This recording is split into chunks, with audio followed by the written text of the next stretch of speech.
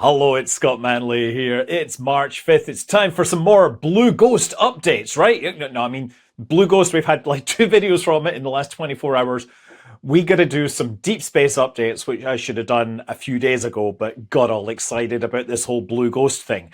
So yeah, starting with the launches, we have on the 18th of February, Rocket Lab launching from Mahia with a mission called Fasten Your Space Belts. A launch for Black Sky Global, and this is the first of 5 launches for their 3rd generation satellite into low Earth orbit. This isn't like an observation satellite for a private company. 18th of February also saw a Starlink satellite launch, Group 10-12, 23 satellites out of Slick 40, and this one was notable because the booster ended up landing within the waters of the Bahamas, so we had a whole new audience that was able to see the booster come down. So that was kind of cool. 21st of February, just a standard Starlink, 23 satellites, Group 12, 14, Slick 40. 22nd of February, Long March 3B/E, launching ChinaSat 10R. That is a geostationary satellite out of Chichang, so that was launched into GTO. 23rd of February, another Starlink, Group 15-1, 22 satellites out of Vandenberg this time. And then, of course, 27th of February, we had Falcon 9 out of Launch Complex 39. We had IM-2 Athena for Intuitive Machines, sending this lander to the lunar South Pole. And it is already in lunar orbit, and it is landing hours from now. We've already seen some really cool videos from this, and I will be watching tomorrow, which is going to be looking like a pretty exciting day. But there was a bunch of other payloads on this flight, which were equally interesting. First of all, we had a spacecraft called Odin, also previously known as Broker 2. This is a spacecraft for Astroforge, and they want to send their satellite, their spacecraft, into deep space. And this, I think, is the first for a privately funded satellite. Now, Astroforge, they want to do asteroid mining, and they're sending their spacecraft past an asteroid, 2022 OB5, which has a spectrum of a metallic asteroid, and therefore could contain lots of platinum group minerals. Unfortunately, the spacecraft has had some issues staying in contact with the probe. It's now known that it was tumbling after separation. We know this because IM-2, Athena spacecraft, was actually able to take some photos of it. It's not clear if they're able to stay in touch with it or fix the tumble, but we'll find out more. And unfortunately, in the few hours since I recorded this, Astroforge has since come back and stated that the mission has been a failure. The spacecraft did in fact make it to deep space. They have communicated with it, but they're not able to continually track it and communicate with it, so the mission is essentially ended. Also on board was Lunar Trailblazer, which is a small lunar orbiter which was going to go to the moon and look for water, map water on the moon.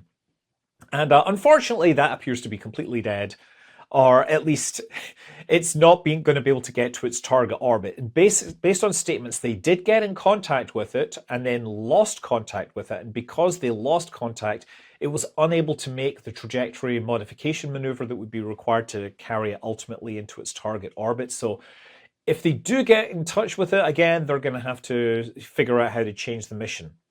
Finally, there was a spacecraft called Chimera 1, which is a space tug built in Argentina. It's like a high-performance orbital transfer vehicle with over 1.7 kilometers per second of delta V, which is, pretty good, I guess. You could go a lot of places with that. Anyway, moving forward, 27th of February, we have a Falcon 9, again carrying Starlink, Group 12-13, not landing in the Bahamas. 27th of February, Long March 2C, carrying a SuperView Neo 1, 3, and 4, right? So this is like sun-synchronous Earth observation satellites launched out of Jiquan. 27th February, we had Russia launched a Soyuz 2.1A carrying the Progress spacecraft MS-30 to the International Space Station. Now, this features an insignia which was dedicated to the 100th birthday of Pavel Belyaev, right? He was the commander of Voskhod 2, the mission which is more famous for Alexei Leonov performing the first spacewalk in 1965. And that also had it's going to have its 60th anniversary in March of 2025. Anyway, that's interesting, but yes, already at the space station. Now, on the 1st of March, We're not sure if there was a launch attempt. A lot of evidence points to that, but that evidence has since been deleted. So this was supposed to be a Kuaizhou 1A rocket, and we had NOTAMs and drop zones and everything all set up. And there then were some posts on social media saying that something happened, but the launch transport erector hardware was mostly intact. So that suggests that something went wrong on the pad or not soon after it left the pad. And so, yeah, probable failure. We haven't really seen any satellite imagery that gives us any more clues on that. 2nd of February, we had a Soyuz /Fregat carrying Cosmos 2584 out of Plesetsk. That is a GLONASS satellite being carried to medium Earth orbit for GNSS, Global Navigation Satellite System. 3rd of March, we had a Falcon carrying Starlink, 21 satellites, 12-20, out of Slick 40, booster number 1086, which had previously carried 5 missions, successfully landed on just read the instructions, and then caught fire. And the fire did not get quenched. Eventually, it damaged the landing leg, and the booster fell over, and it was now lost. Now it's come back to port. It looks like there's some serious damage to the tanks. They're like literally melted. So yeah, lost booster, which is unfortunate. Also in the last couple of weeks, we had a suborbital launch in the form of New Shepard number 30. It launched on 25th of February, and we had 6 more people, including Lane Best, who had previously flown. This was his 2nd flight, and the other people, they're whatever, suborbital, I know you don't care. There is one person who didn't want to be known, and we got a photo of him, and his jumpsuit says R. Wilson. And through a little bit of sleuthing, we figured out that this is probably Russell Wilson, an Australian crypto entrepreneur who made hundreds of millions from CoinSpot and obviously wanted to remain anonymous. But because he wanted to remain anonymous, now we wanted to talk about him. You see, it's the Streisand effect. It just happens. We want to know who is going to space because space is our friend. More interestingly, for our next flight, a New Shepard, which again, you guys don't care about, and hey, it's going to be the first all-woman flight to space since Vostok 6, which is technically an all-woman flight because it had Valentina Tereshkova. And sure, there's a bunch of names on that you might know, but the one name I hope you all know is Katy Perry, pop star Katy Perry, right? Going like a firework, right? I mean, I know I play that tune as part of my DJ set with rockets exploding, and I sincerely hope that New Shepard does not do its explodey thing. Yeah, whatever. I kind of like the sort of sheer honesty of like simple pop music sometimes. I also like death metal, just to be clear. But yeah, I hope that'll get some people interested in spaceflight. So anyway, moving onwards, however, there was some sort of unhappy or less happy news from Blue Origin in that they laid off 10% of their workforce. And it was interesting that this happened merely days before they found portions of the fairing from the New Glenn launch, which of course featured a bunch of employee signatures. And I wonder how many of those signatures are from people that are no longer with the company. But of course, layoffs have been all over the news for the last couple of weeks, as a lot of government services have been basically laying off anybody that is easy, right? That means anyone that's on a probationary program or anybody that takes a voluntary retirement. And we've seen things are directly affecting spaceflight. We've got the Office of Space Commerce has lost a bunch of people. NOAA in National Weather Service, they've lost a bunch of people. NASA, interestingly, had something of a reprieve from that. And we're not sure exactly what went on there, whether a request was made by an incoming administrator or somebody else, but it seems that NASA is not currently subject to the arbitrary, to the probationary firings or layoffs. Elsewhere, higher up at NASA, the associate administrator, Jim Free, he is going to retire, and he was actually seen to be the person that would step into the deputy administrator job when Bill Nelson stepped down. But we were surprised when Janet Petro was instead appointed to that role. And it's not clear, but it's generally suspected that Jim Free was just too strongly associated with Artemis, something that current administration perhaps would like to, remove the dependence on SLS going forwards. Anyway, it seems that with that snubbing, he's decided that it's time to retire. So anyway, yeah, that's fascinating. We had like the State of the Union address to Congress by Trump last night, and he did mention space. He did talk about putting boots and flags and footprints on Mars, and fully support that. Hope we keep our eye on the moon as well, because I think we should do that, and I hope we keep the space station up there too. Another thing they talked about was the missile defense system, which was previously called Iron Dome for America. Well, apparently Iron Dome is copyrighted, so it's been renamed to Golden Dome, which I don't think it's such a good name. I mean, look, I'm going to say I'm a child of the 80s, and I think you have to understand that if you're dealing with missile defense, you're dealing with hypersonic objects, things flying past, making sonic booms that sound like thunder. I think they should be called Thunderdome, right? And also there is the problem that if you have a missile intercepting another missile, you get a debris shower, which now is officially going to be known as a golden shower. And yeah. Like, to be clear, this program is going to involve a Manhattan Project scale, like, production to build awesome rocket hardware. And frankly, I don't care what it's named. I mean, look, the code name for the A-12 was the Ox Cart, right? I mean, seriously, you can build awesome stuff regardless of the name, regardless of how much I mock it, right?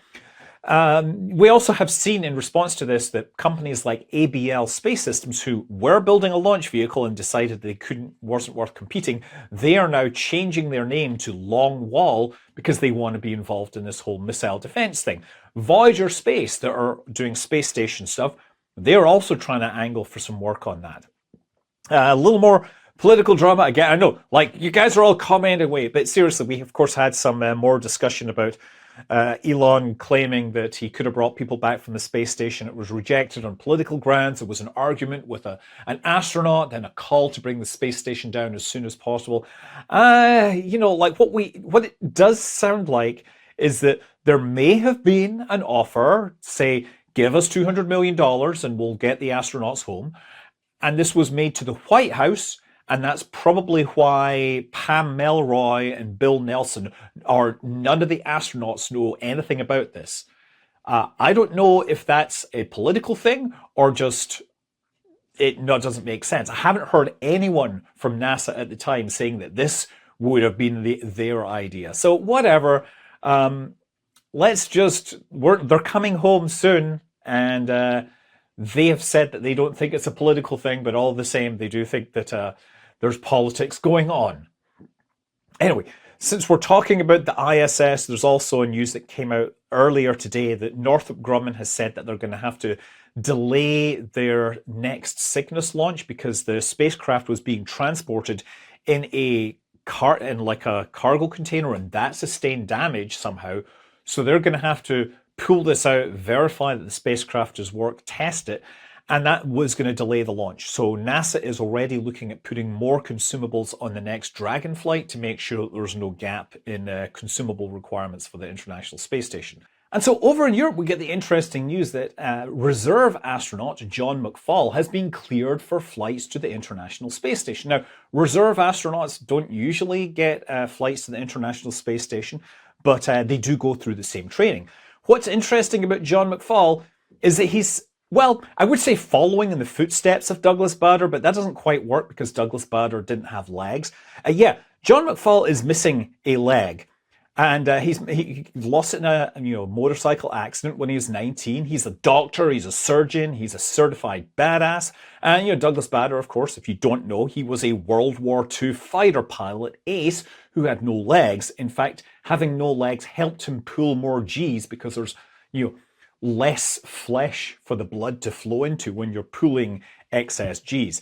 So anyway, John McFall, he has signed off. He could go to the space station if somebody wants to pay. I don't think the European Space Agency will be doing this, but it's possible that the UK government perhaps has been talking about doing an all-Brit space mission, taking their astronauts that have trained with ESA and putting them all on one space, X Dragon and flying them all to the International Space Station. So he would be perfect for that. And yeah, it would be pretty awesome. Okay, so now over on the other side of the world, Pakistan is going to get an astronaut, and they're not going to go to the International Space Station. They are going to be possibly the first non-Chinese astronaut on the Chinese space station. So they're going to train with the Chinese Space Agency, go through all that, and then ultimately, presumably, fly to the Chinese space station for maybe just a crew exchange. We're not really clear on what the schedule will be, whether this is a long-term. It's probably going to be a short-term flight if this is anything like the way Russia does it. And that sort of has a knock-on effect, because to do that, that would imply that a Chinese astronaut then has to double the length of their stay. So we could well see a Chinese astronaut going for a long stay. Rocket Lab, they just did a quarterly earnings presentation and they showed off a whole bunch of new stuff about Neutron. It has been pushed to a little later in the year, but we are expecting to fly. We now know that they have a drone recovery ship. It's called Return on Investment, and because, hey, they're literally investing money in this marine hardware, which Peter Beck said he didn't want to have, but it will absolutely increase the mass to orbit that they can get out of Neutron. So they're getting closer and closer to building this. We just saw like a demonstration of the Hungry Hippo style fairing that we would have, like opening and closing. We've seen Archimedes with its new nozzle extension we haven't seen. We know the hardware for flights 1 and 2 is pretty much in production and testing. So we should see flights before the end of the year, and return to investment should be coming in like 2026. But the Rocket Lab hardware that got me really excited is their Venus spacecraft, their Venus Life Finder, which is a collaboration between Rocket Lab and MIT. It's basically a privately funded space mission to another planet. We saw a picture of it at NASA Ames getting its heat shield clamshell and everything installed. Now it's like made of a material called heat shield for extreme entry environment technology. It's like a brown material. It's again another ablative heat shield. So this is going to presumably launch next year. As I understand it, will launch next year on a Neutron rocket with a photon bus that will carry it there and then let it go, and it will descend into the atmosphere and return us new science. And I find this really cool because NASA, they actually set up, like they paid for 2 missions, Veritas and Da Vinci, and both of those are sort of floundering due to lack of money. Rocket Lab, they're just doing it, and it's really exciting to see a spacecraft that will potentially go to another planet being funded but in this way. And talking about entry capsules, Varda Space, they brought back their re-entry capsule to Australia on February 28th. It landed successfully, they recovered it, and they put out a really cool video just going over the whole process and everything that was involved. Now, remember, Varda's whole pitch is they want to do zero-G manufacturing and other experiments. So they're supposedly manufacturing pharmaceuticals. The last I heard, it was ritonavir, which is an antiviral drug which has interesting problems with crystallization when you try to make it on Earth. And they also have flown some other experiments on this. Portions of the heat shield were research experiments. The Air Force research lab, they're doing spectroscopy on the plasma that is flowing around this during re-entry. This is really exciting to have a re-entry vehicle that is privately operated that they can do these kind of experiments on. So that's really cool. Okay, out at Mars, Europa Clipper flew by Mars, picking up some energy in a gravity assist, and that makes it the first SpaceX launched spacecraft to actually reach Mars, even if it's only flying by. Now, it's not the first spacecraft launched by SpaceX that is going to Mars, because, first of all, Hera got launched a few weeks before Europa Clipper, and Psyche. Psyche's also going to fly by Mars, but this is the first one to actually get there because, of course, Europa Clipper was flung out of Earth orbit at very high speed, and so made the trip from Earth to Mars faster than Hera, which was launched a few weeks before. In the process, it was also doing a bunch of science because they need to calibrate or recalibrate the Themis like thermal mapper. They want to make sure that its calibration, I guess, is correct. There's some question about that they couldn't sort out on the ground. They're also doing a end-to-end test of the Reason ice penetrating radar. So that flyby is successful, and I presume the instrument calibration will be, we'll find out some details about that going forwards. Department of Defense has started doing an environmental investigation into the cargo delivery project for Johnson Atoll. So this is a tiny little speck of an island in the middle of the Pacific. They're going to be building landing pads for which they can test their rocket cargo project. And this could be, this could actually be SpaceX Starships landing on a tiny pad in the middle of the ocean, or it could be something like Dragon capsules spat out by other bigger spacecraft.